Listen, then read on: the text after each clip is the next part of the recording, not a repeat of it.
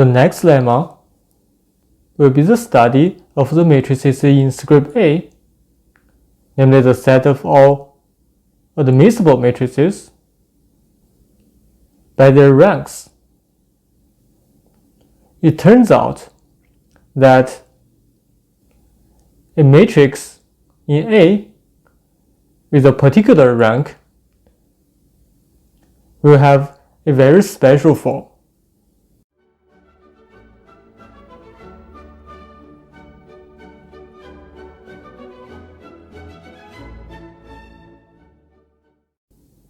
So recall that script A is the union of L of A's, where A is nilpotent. And to put this more explicitly, this is the union of all matrices Y that nil commutes with the matrices A, which are nilpotent. And now let us look at script A by ranks of the matrices in it. So this will be the union of A sub r's, where r is greater or equal to 0, where A sub r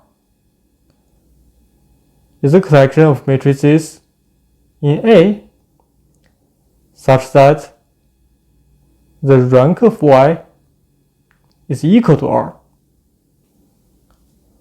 And lemma 2 states the following.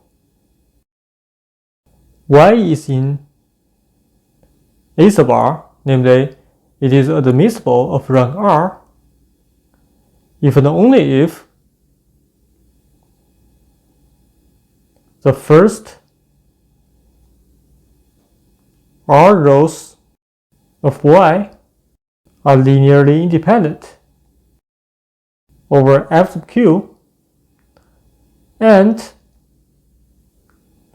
the last n minus R rows of Y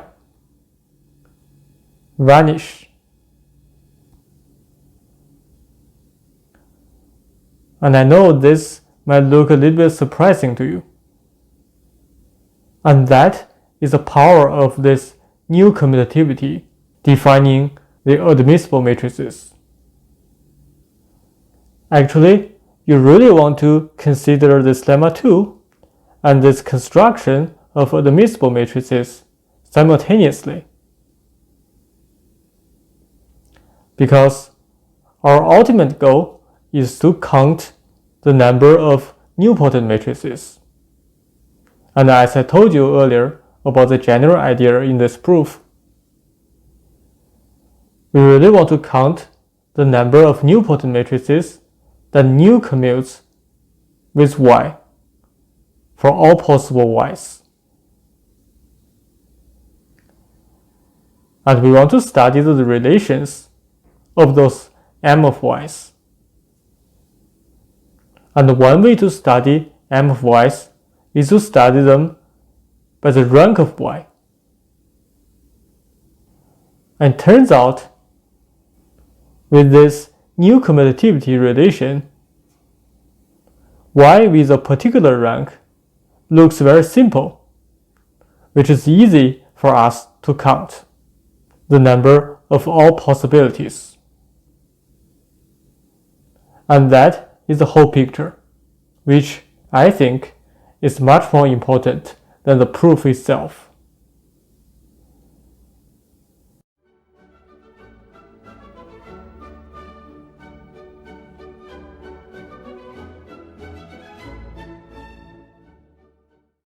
And now let's start the proof. We'll start with the harder direction, namely from the left hand side to right hand side. We'll start with the place with less information to the place with more information. Now suppose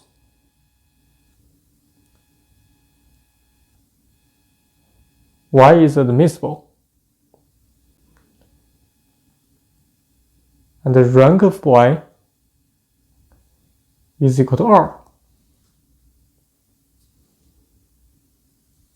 Then, by linear algebra, the nullity of y is equal to n minus R, because y is an n by n matrix. If you don't remember this terminology from linear algebra, let me remind you. This is the same as saying the dimension of the vector space formed by all the row vectors. I use this transpose of fq raised to the power n to denote the collection of row vectors in this space,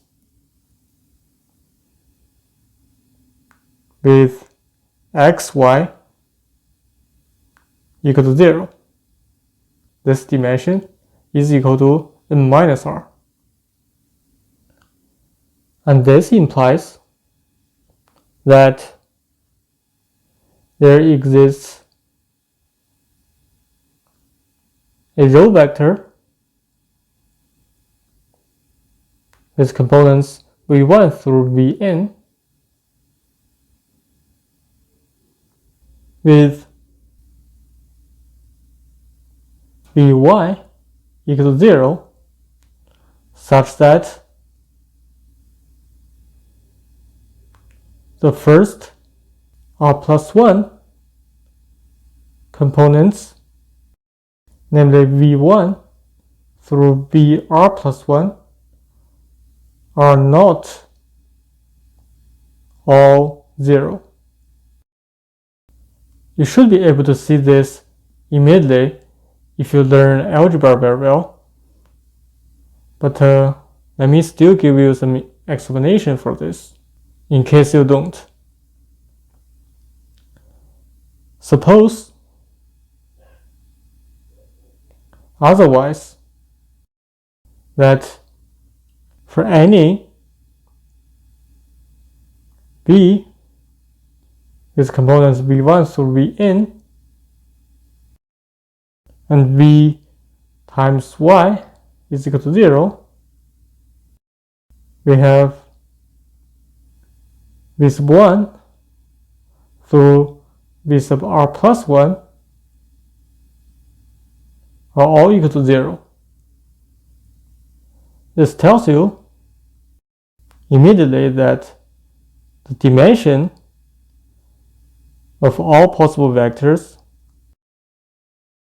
satisfying this relation above must be less than or equal to the dimension of the space where each vector in it has its first r plus 1 components all equal to 0. And this one has a dimension precisely equal to n minus r plus 1, which is strictly less than n minus r, which will be a contradiction to our assumption here.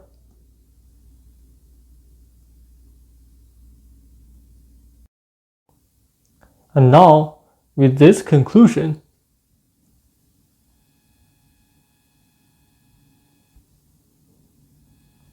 if I is the smallest integer in 1 through n, such that v sub I is non-zero, then I must be less than or equal to r plus 1. Now we write this vector v in the form where the first I minus 1 components are all equal to 0, and v sub I is non-zero,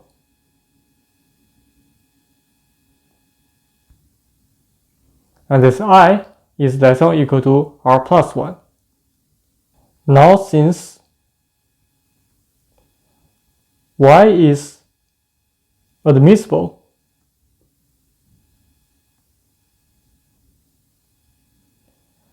Vy being equal to 0 implies that Vny is equal to, remember by the new commutativity, this is equal to V times Ya, and this guy is equal to 0 because Vy is equal to 0. And I should say this is for some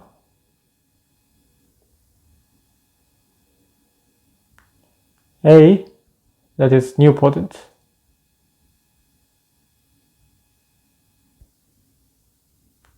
And observe that V1 through Vn times capital N matrix is equal to 0 V1 through Vn minus 1. This is just by the direct computation. Remember, this matrix N looks like this. So what it does to this vector is that we're going to shift this vector to the right by 1 and leave the first component equal to 0 while removing the last component. And now we're going to apply this nilpotent matrix N to this vector repeatedly. Remember, we assume that first vector V has this form, and V times N is like this. And when you multiply this vector V on the right by n raised to the power n minus I, you will get the last vector with all components equal to 0 except for the last one, which is V sub I. And remember, by this relation, we have that all of those vectors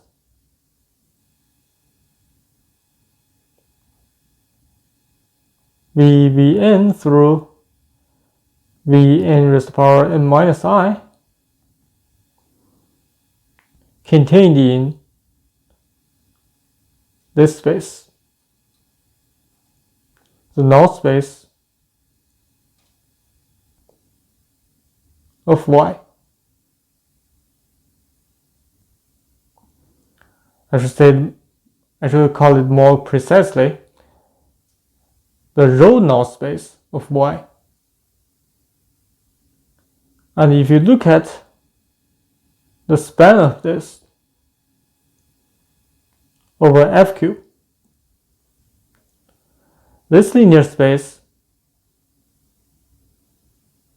has dimension because those n minus I plus 1 vectors are all linearly independent.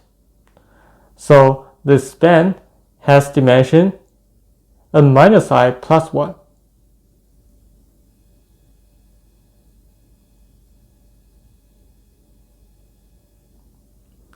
Well, the dimension of this is equal to n minus R because we assumed that the rank of Y is equal to R. So it follows from here that I is greater or equal to R plus 1. But By our choice of I, we know that I is less than or equal to r plus 1.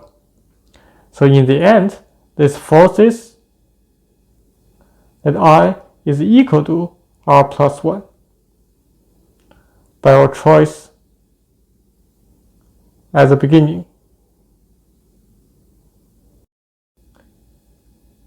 And more importantly, the last n minus r rows of y are equal to 0.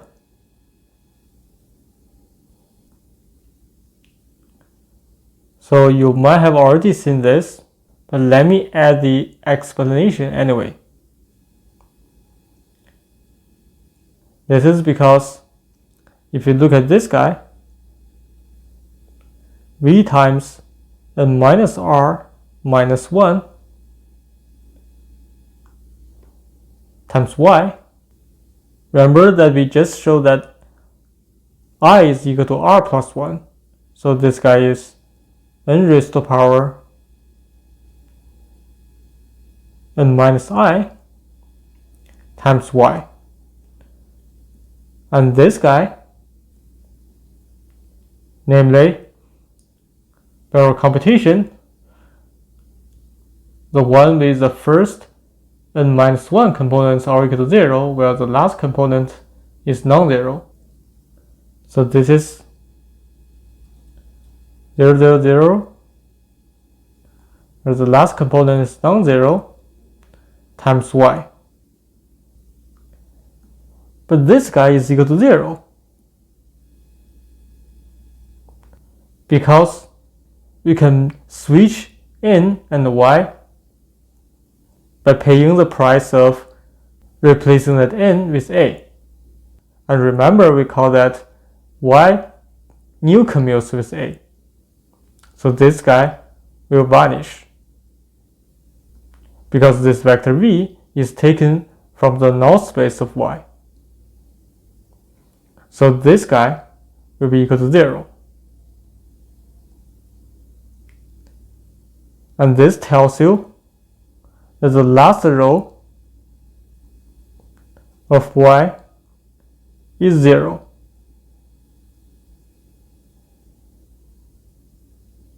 Here we need that the coefficients are over the field f sub q. We really need this f sub q to be a field, not just a ring of q elements. Because to conclude that the last row of y is 0, we need to take an inverse of this non-zero element. And similarly, if you look at v times n raised to power n minus r minus 2 times y, this guy is equal to 0, 0, 0 all the way through v sub I, which is non-zero, comma v sub r plus 1 times y. And as before, this guy is 0 because v is taken from the null space of y, and this and n times y is equal to y times a. So you can switch n and y by paying the price of replacing n by a.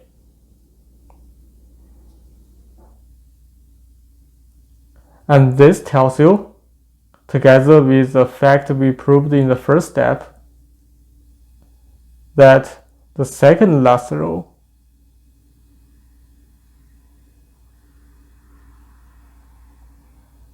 of y is 0. And you continue this procedure. Eventually, you will get the last n minus r rows of y are all equal to 0. Because the last step you can do is the 0th power.